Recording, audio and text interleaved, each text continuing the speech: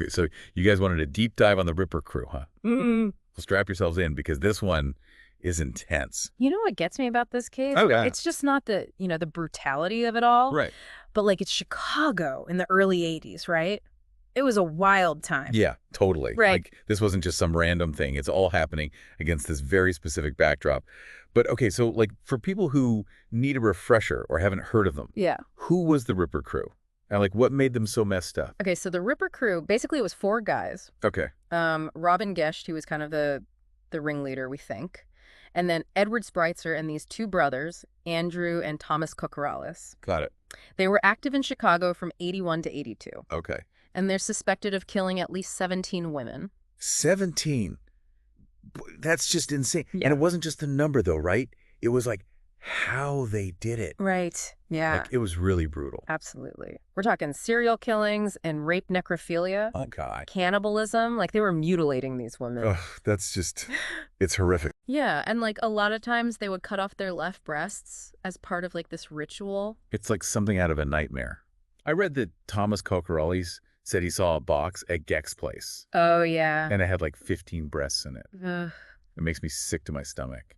Yeah, and we have to remember, every one of those was a person. Yeah, for sure. Someone's daughter or sister or friend, Absolutely. We can't forget about them. So can you tell us a little more about the victims, like their stories? Well, it's like a really chilling timeline, Yeah. Their first victim was this woman, Linda Sutton. She was abducted in May of 81.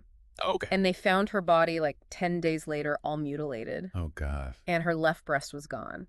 Mm. Then like a year later in May of 82, they got Lorraine Borofsky. Okay. They found her body months later in a cemetery. God, it's terrifying to think they were out there doing this for so long. And it was getting worse. Like just a few weeks after Borofsky, they took Shri Mack. Oh, man. And her body wasn't found for 4 months. And then only like 2 weeks after that, they got Angel York. But she actually survived. Really? Yeah, it's incredible. Oh, my God. So they handcuffed her, cut her breast, and threw her from their van. Wow. So did she help the police catch them? Well, no, not right away. The investigation back then didn't have like DNA and stuff. Right. So her description of them was helpful, but it wasn't enough. So they kept going even after that. Yeah, it's awful.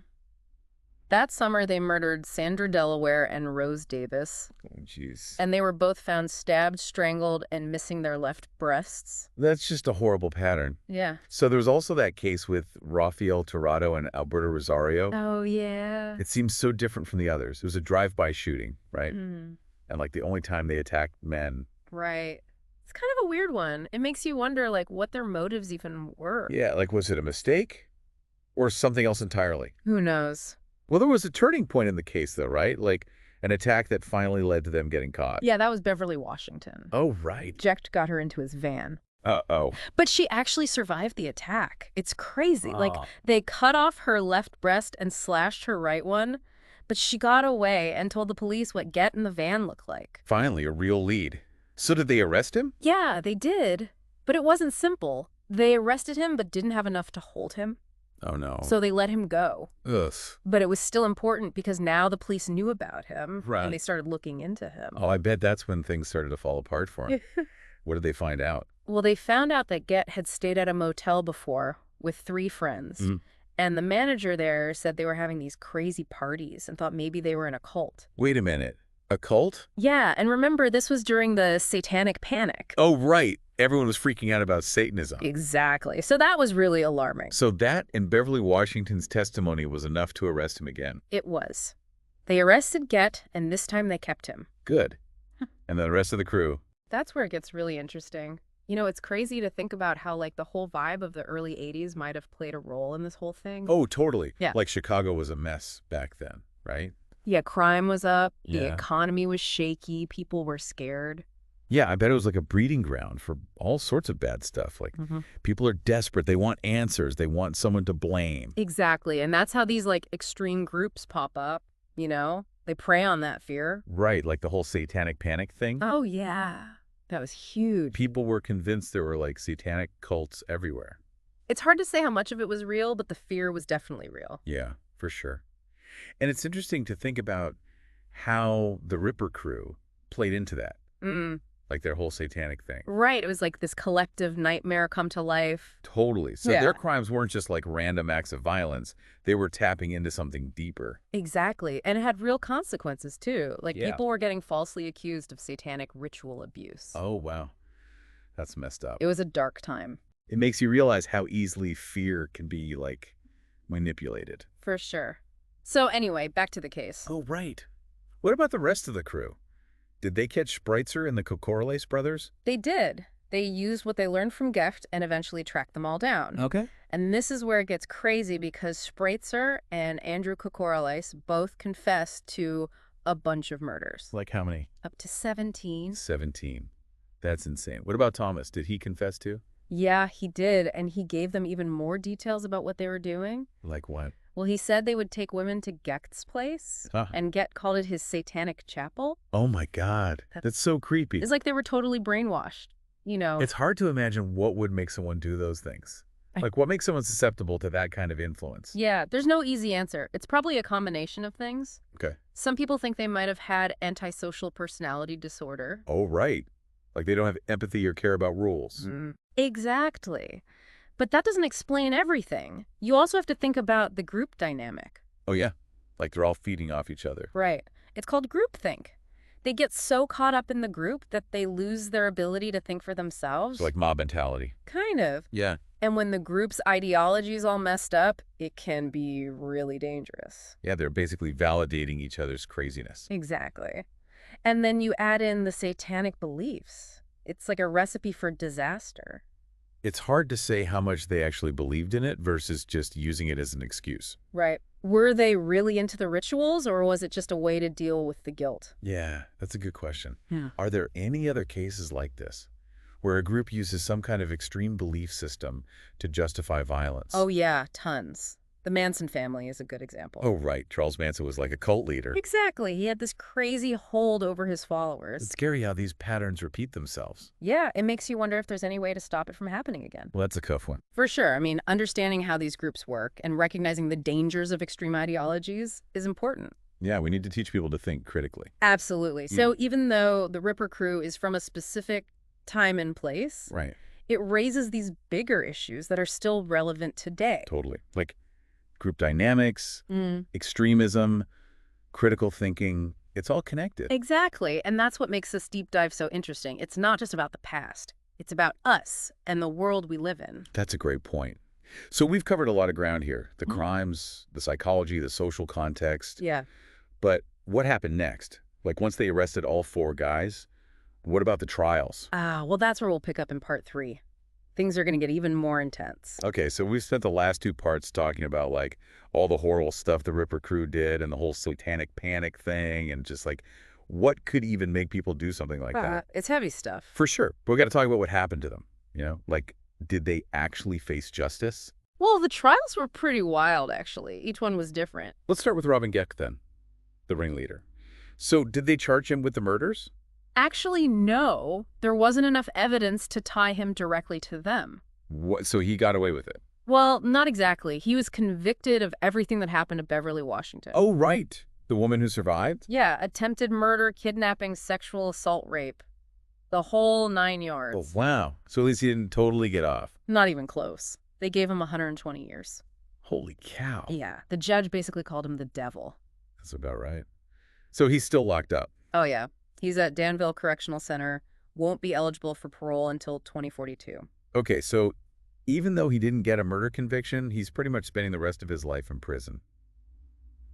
What about Edward Spreitzer? What happened to him? Spreitzer's case is interesting. He ended up pleading guilty to 4 murders back in 1984. Wow, just like that. Yeah, he figured he might get a lighter sentence if he cooperated. So which murders did he confess to? He admitted to killing Shuey Mack, Rose Davis, Sandra Delaware, and Rafael Tirado. And he pleaded guilty to attacking Beverly Washington too, right? Yep, that's right. So they gave him life in prison without parole. But then get this. Oh, there's more. Yeah, in '86, they actually convicted him of Linda Sutton's murder, too. Remember, she was the first victim. So even though he already pleaded guilty to other murders, they still went after him for that one. They did. And this time, they wanted the death penalty. Wow. It sounds like they really wanted to make an example of him. Yeah, I think they felt like he deserved the ultimate punishment. So did they sentence him to death? They did, but hold on because it gets even crazier. I can't imagine how. In 2003, the governor of Illinois at the time, George Ryan, commuted all the death sentences in the state. Wait, what? So Spritzer got off death row. Yep, his sentence got changed to life without parole. Wow. That's intense. What a turn of events. Yeah. So he went from facing execution to basically getting a second chance. Yeah, it was a really controversial decision. I bet. It makes you think about the death penalty, and you know what justice really means. Absolutely. It's a complicated issue for sure. Yeah. Anyway, let's talk about Andrew Kokoraleis. Okay. What happened with his trial? Well, in '85, they found him guilty of murdering Rose Davis, Okay.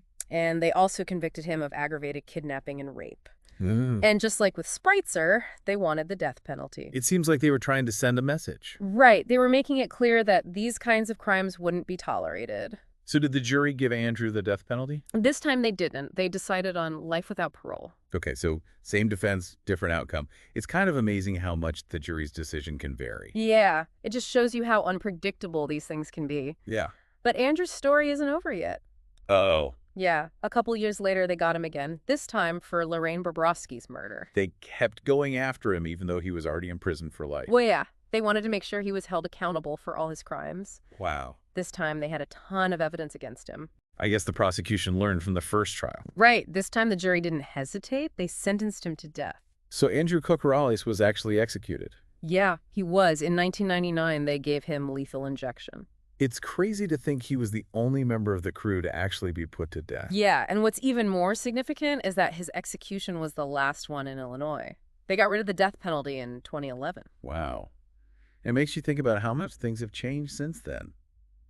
Okay, what about Thomas Kokoraleis? What happened to him? His case is probably the most controversial of them all. Really? How come? Well, they convicted him of murdering and raping Lorraine Bobrovsky, too, Oh, wow. and he got life without parole. But then things got really complicated. What do you mean? Well, he appealed the rape conviction and got a new trial for the murder. Oh, wow. So he had another chance. Right, but instead of going through another trial, he took a plea deal. A plea deal. Yeah. He admitted to killing Bobrovsky, and they gave him a 70-year sentence. Wait, 70 years? That's a lot less than life. Right. And get this. They dropped the charges for Linda Sutton's murder as part of the deal. Are you serious? Yeah, it meant that he could get out of prison way earlier. Oh, man. People must have been furious. They were. A lot of people felt like he got off easy. I can understand why. It seems like he was barely punished for what he did. Yeah, and to make matters worse, he ended up getting out in 2019. Wow. So he's actually free now. He is, Yeah. and it sparked a lot of protests. I bet. It's just not right, you know? It's tough. It brings up all these questions about punishment and rehabilitation and what's fair. Absolutely. Yeah. It's hard to know what the right answer Yeah. is. I mean, this whole deep dive into the Ripper crew has been a wild ride. It really has. We started with these horrific crimes and then went into all the psychology and the whole satanic panic thing.